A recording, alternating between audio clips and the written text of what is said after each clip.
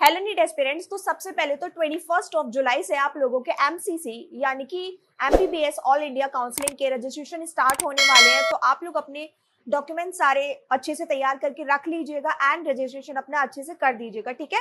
बाकी आज की वीडियो में स्पेशली हम बात करने वाले हैं काउंसलिंग के पूरे प्रोसेस के बारे में, जो मैं ऑलरेडी आपको बता चुकी हूँ। बट एक ऐसा क्वेश्चन है जो बच्चों को जब कॉलेज अलॉट हो जाता है तब उनके दिमाग में आता है कि क्या उन्हें वो कॉलेज लेना चाहिए या उन्हें नहीं लेना चाहिए, या उन्हें वो कॉलेज फ्री एग्जिट कर देना चाहिए, या अपग्रेड करना चाहिए, या फिर रिजाइन करना चाहिए। तो आज की वीडियो में मैं टोटल 3 पॉइंट्स के बारे में बात करने वाली हूँ, फ्री एग्जिट, अपग्रेड या फिर रिजाइन, ठीक है। बाकी अगर हम काउंसलिंग की बात करें तो काउंसलिंग एक बहुत ही ज्यादा हैक्टिक प्रोसेस है एंड अगर आप लोगों को काउंसलिंग से रिलेटेड कोई भी डाउट है तो ये फ्री गाइडेंस फॉर्म अभी फिलअप कर दीजिए एंड मेरी टीम आपसे जल्दी कॉन्टेक्ट कर लेगी, ठीक है। अब हम बात करते हैं free exit and upgradation and resign के बारे में, ठीक है। सबसे पहले तो देखो मैं आप लोगों को बताती हूँ फ्री एग्जिट के बारे में।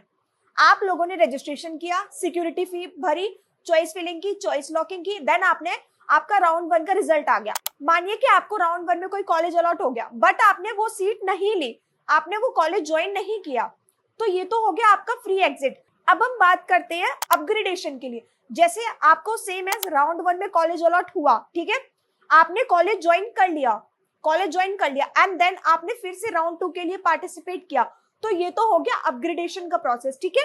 अब हम बात करते हैं रिजाइन की। जैसे कि मानिए आप ऑल इंडिया काउंसलिंग में भी पार्टिसिपेट कर रहे हैं एंड आप स्टेट कोटा में भी पार्टिसिपेट कर रहे हैं, दोनों में आप पार्टिसिपेट कर रहे हैं एंड दोनों के राउंड 1 में आपको एक कॉलेज अलॉट हो गया एंड आपने काफी सोचा, काफी सर्च किया, देन आपको समझ आया कि स्टेट कोटा वाला कॉलेज ज्यादा अच्छा है, देन आपने उस कॉलेज को ज्वाइन कर लिया एंड आपने ये कॉलेज छोड़ दिया, तो इट मींस आपने ये कॉलेज रिजाइन कर दिया। इसका मतलब ये होता है कि अब आप ऑल इंडिया की काउंसलिंग में पार्टिसिपेट नहीं कर सकते।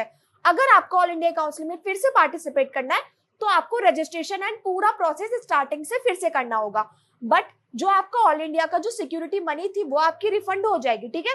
ये 3 पॉइंट थे जिनमें बच्चों को सबसे ज्यादा डाउट होता है एंड आई थिंक मैंने आप लोगों को बहुत इजी वे में काफी अच्छे से समझा दिया है। अब मैं आप लोगों को इसका लास्ट ईयर का पीडीएफ दिखा देती हूँ कि क्या नोटिस आया था, ठीक है। सबसे पहले आप काउंसलिंग के लिए www.mcc.nic.in पर जाएंगे, देन आप रजिस्ट्रेशन करेंगे, चॉइस फिलिंग करेंगे, चॉइस लॉकिंग करेंगे एंड फर्स्ट राउंड में आपको सीट अलॉट हो गई है, ठीक है।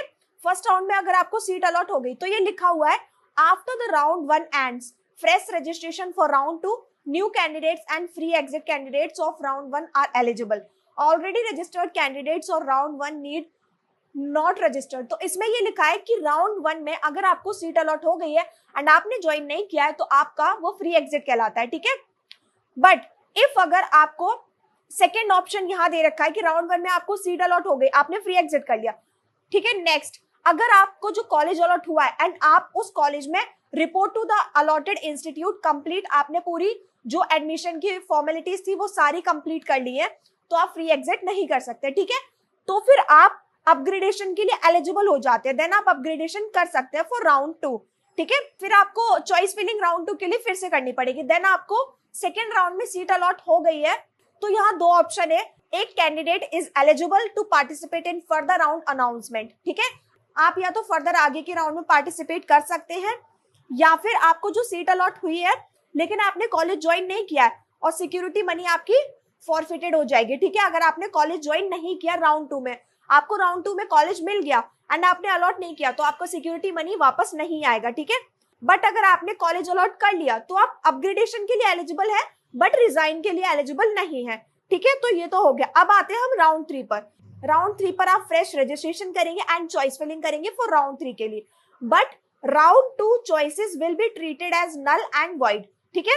अब राउंड 3 में आपको सीट अलॉट हो गई, देन यहाँ 3 ऑप्शन आते हैं। राउंड 3 में आपको सीट अलॉट हो गई, फर्स्ट आप एक्स्ट्रा वैकेंसी राउंड के लिए एलिजिबल होते हो, सेकंड आपको सीट अलॉट हो गई है एंड आपने ज्वाइन नहीं की है तो आप exit with forfeited and elimination, आप एग्जिट कर सकते हो लेकिन आपका सिक्योरिटी मनी वापस नहीं आएगा and you can not participate in further rounds of counselling, ठीक है। तो ये मेन पॉइंट है, आप एग्जिट कर सकते हो लेकिन सिक्योरिटी मनी वापस नहीं आएगा एंड एलिमिनेट हो जाओगे आप फर्दर राउंड की काउंसलिंग के लिए, ठीक है। थर्ड पॉइंट ये आ जाता है, अगर आपको राउंड 3 में कॉलेज अलॉट हो गया एंड आपने कॉलेज ज्वाइन कर लिया, आपने वो सीट ज्वाइन कर ली, अगर आपने once you join the college candidate can not upgrade और रिजाइन। राउंड 3 में अगर आपने कॉलेज ज्वाइन कर लिया तो ना तो आप अपग्रेड कर सकते हो और ना ही आप रिजाइन कर सकते हैं, ठीक है।